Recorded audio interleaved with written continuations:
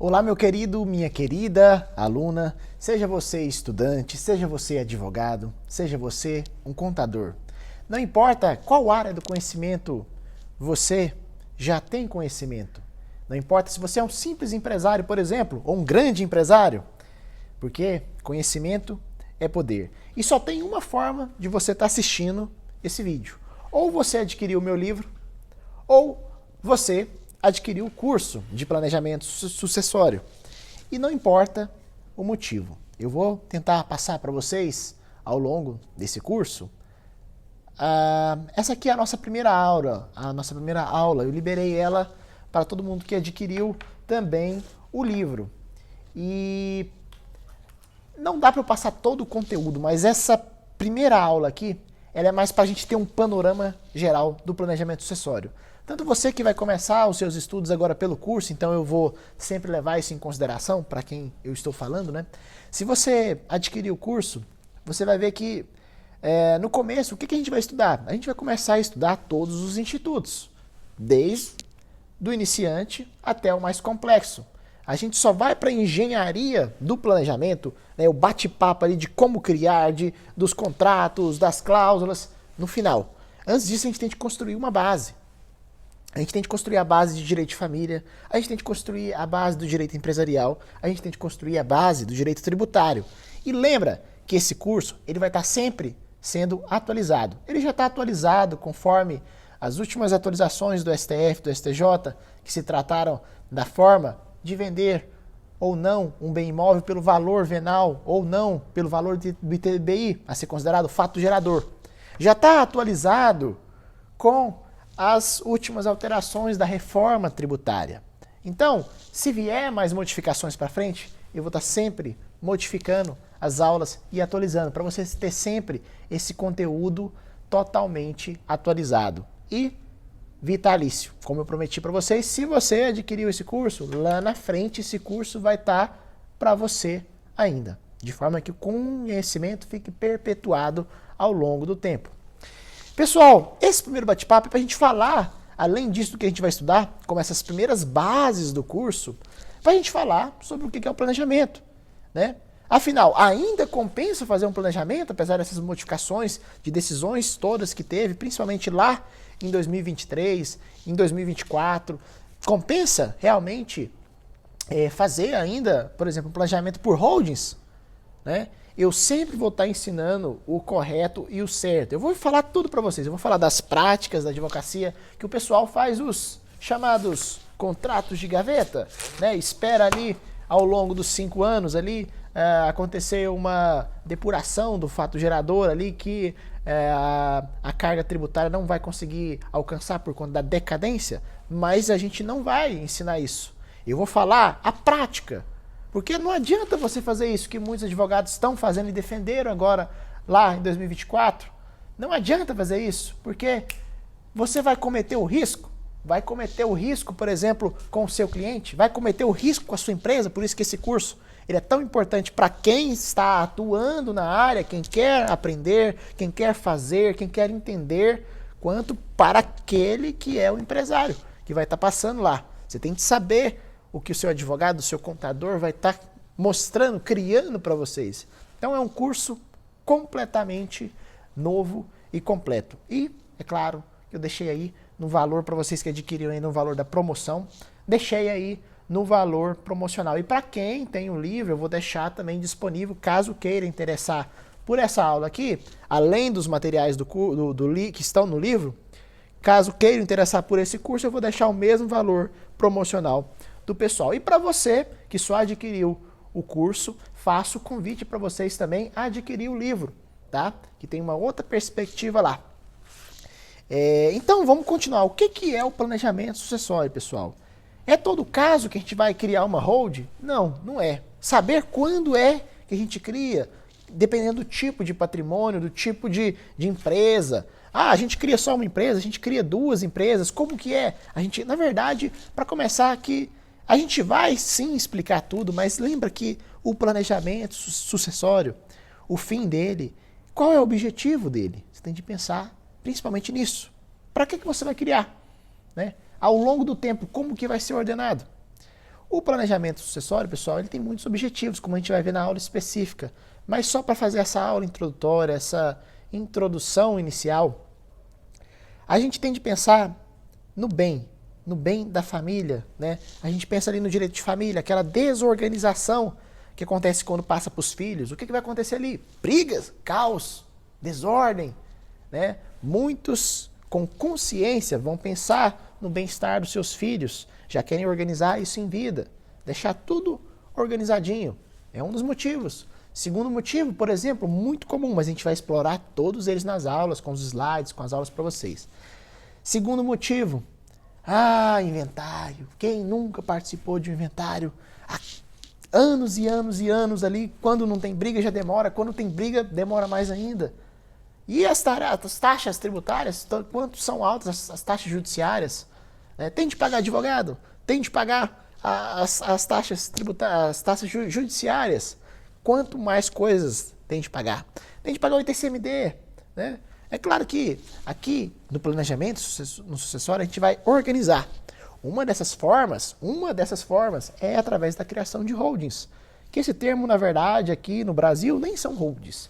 Né? Uma curiosidade para vocês que holding lá no exterior é outra coisa. Holding é uma controladora, ela vai controlar o grupo das empresas. Mas aqui no Brasil virou modinha esse termo, então vamos continuar com o gancho aí. Mas eu vou falar tudo para vocês. Até esses termos que nem são bem colocados, nem são bem utilizados aí nessa área, para vocês terem sempre essa noção a mais que os outros não teriam. Né? Porque muita gente fica chamando hoje em dia de holding algo que não é holding, né? Mas a gente vai ensinar tudo para vocês.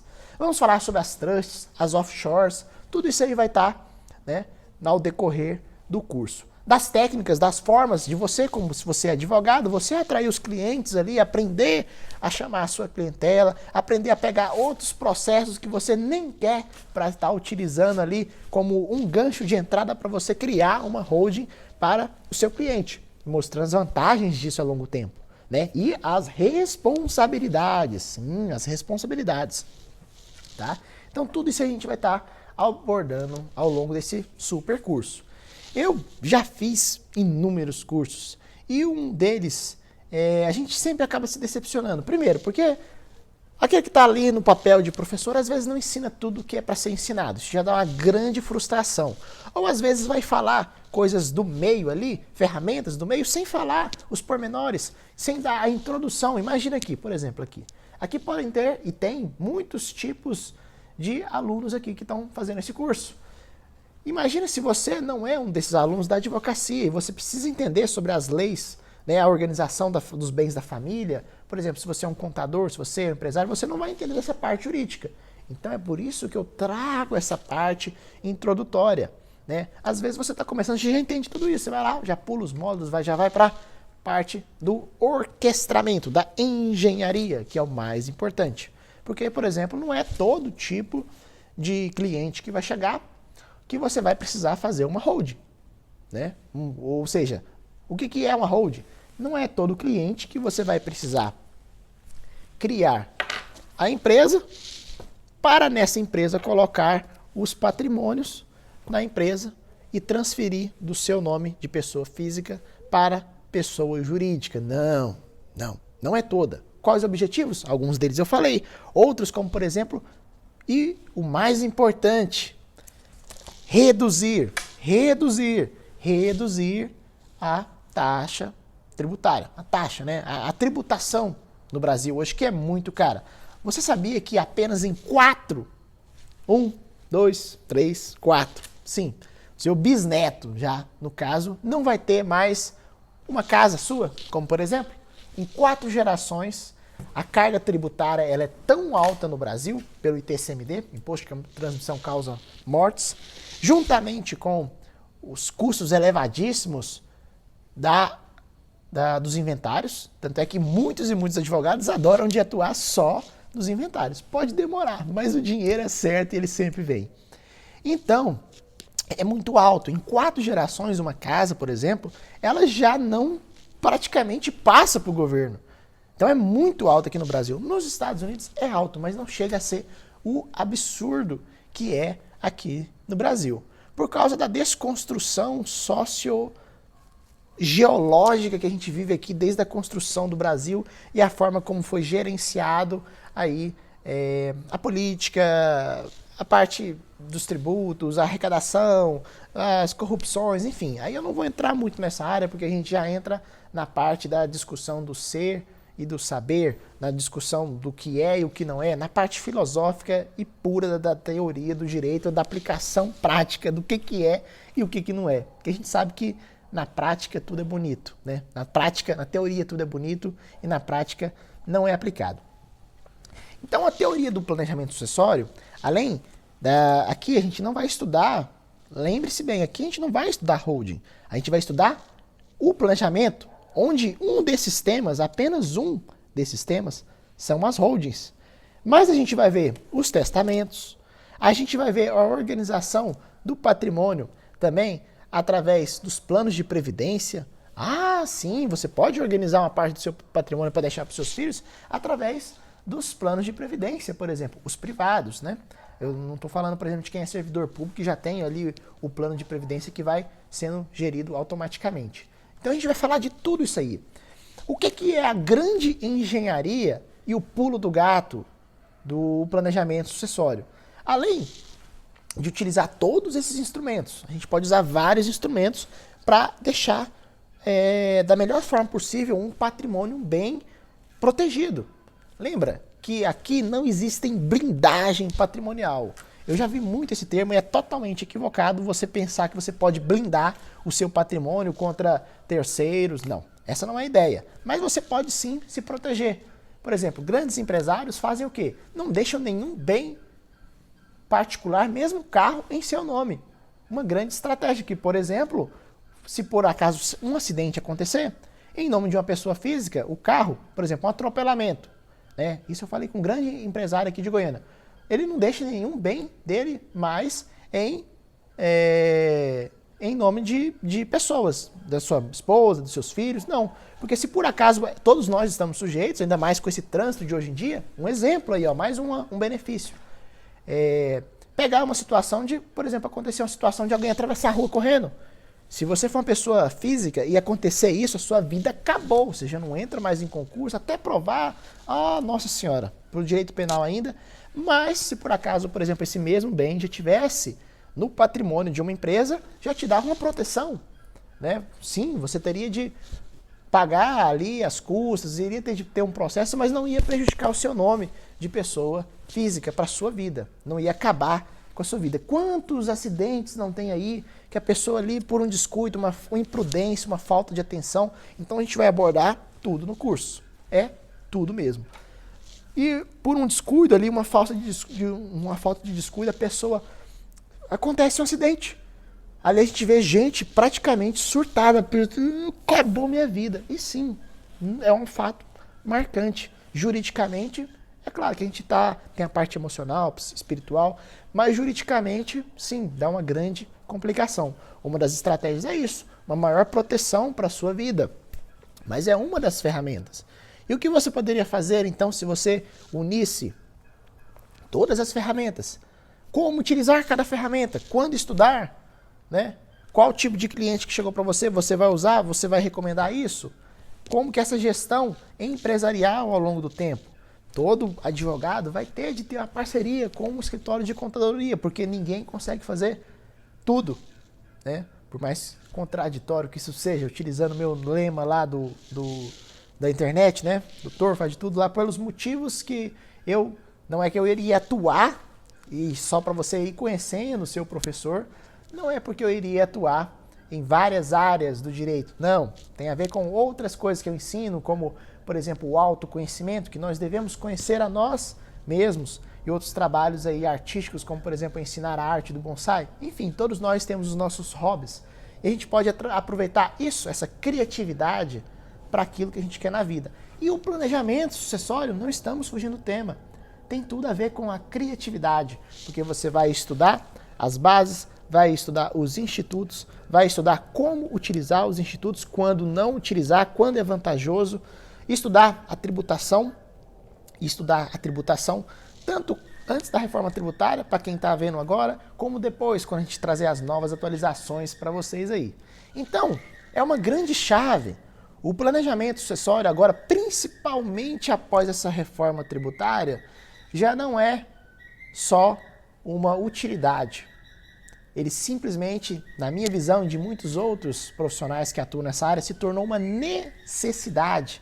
Agora, na frente dos anos, nos próximos anos, ainda mais com a forma como o governo está atualmente, se tornou uma necessidade de você proteger o seu patrimônio. Porque, diante das situações, cada vez mais o governo vai tentar tirar por onde puder.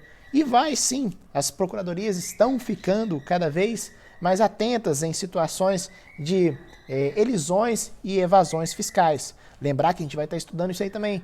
É importante você saber o que é a diferença de uma elisão fiscal, uma evasão fiscal, uma ilusão fiscal, uma simulação. São aí os crimes tributários dentro da ordem tributária. Ou seja, você tentar enganar o fisco, fraudar o fisco. Muitas pessoas utilizam todas essas ferramentas que eu estou falando aqui para vocês para fraudar a lei. E não vai ser o princípio do nosso curso. A gente vai estar aqui buscando a elisão fiscal. A elisão fiscal é permitida e é ela que nós temos de aproveitar com uma consciência e uma forma de atuar diferente perante a lei. É assim que se promove a mudança, é assim que se traz a diferença. Utilizar as ferramentas da lei não contra ela mesmas, não contra ela mesma, que é o que muitos advogados, amigos meus fazem, que é o quê? Utilizar as brechas da lei. Você vai querer ser pego? Você vai querer dar um prejuízo? Porque isso, quando a gente está falando de grandes empresas, a gente está falando de vidas.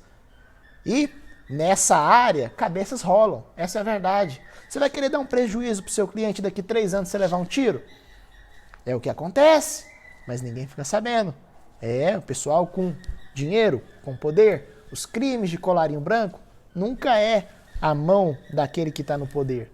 Sempre se coloca uma mãozinha menor ali para fazer essa decapitação. Sim, essa é a minha forma de ensinar e é a única forma que eu sei de levar para vocês o conhecimento. É sendo claro, objetivo, com um pouco de humor, mas não deixa de ser a verdade e a realidade. Porque a verdade é o que ela é. E é assim que tem acontecido e é assim que vai acontecer ainda nos próximos anos. Vocês vão estar vendo. Então, se você gostou dessa introdução, né? Se você gostou dessa introdução, para você que já está fazendo o curso, um bom proveito. Né? Qualquer coisa pode escrever isso nos comentários, eu vou sempre tirar as dúvidas de vocês nas videoaulas, se você estiver assistindo isso aqui por dentro da plataforma da Hotmart. Se você estiver assistindo isso aqui por dentro do link secreto, não comenta nos comentários aqui não, eu vou deixar desativado. E faço você, que está assistindo o curso, adquirir o meu livro também, ele vai estar disponível lá na editora Lumens Juris, Lumens Juris, tanto no site da Amazon ou no meu próprio Instagram, Doutor Faz de Tudo,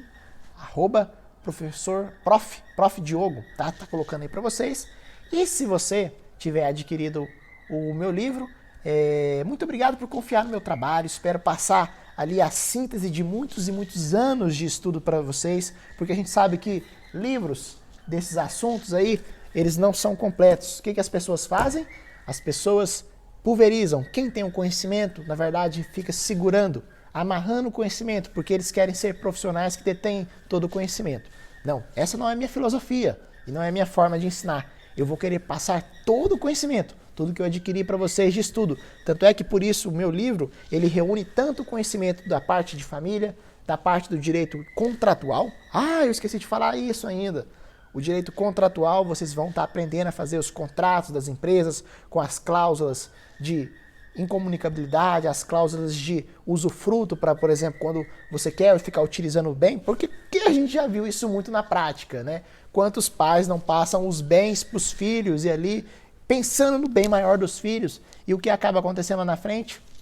Pois é, os pais ficam sem local de morar. Hoje em dia tem muita gente sem consciência e a gente vai pensar sempre em um planejamento para proteger o benfeitor que organizou ali o planejamento sucessório. A gente vai falar de legítima, a gente vai falar das modificações que tiveram agora com o entendimento do STF em relação a casamentos, né? Agora a gente pode ter casamentos com qualquer tipo de regime de bens acima de 70 anos, que foi uma grande modificação legislativa jurisprudencial, na verdade, né? Que aconteceu agora, que vai ter todas as consequências. Imagine aí, a gente tem a divisão, a separação da parte da meação entre um casal. Então, é realmente um dos temas mais interessantes do direito, com arcabouços de todos os lados, onde você tem de usar a sua inteligência, a sua criatividade e a sua capacidade cerebral de unir as sinapses cerebrais, de forma a você orquestrar, de forma a você a ser mais capacitado, tanto no trabalho como no direito. E para você que só adquiriu então aí o curso, faço vocês o convite para conhecerem o livro. E vocês do que adquiriram o livro, faço o convite para vocês adquirirem ao curso. E você que está assistindo ao curso agora, é só clicar na aula de baixo, na Hotmart, que você vai agora para a próxima aula. Vamos então para o primeiro tópico do nosso curso, módulo 1.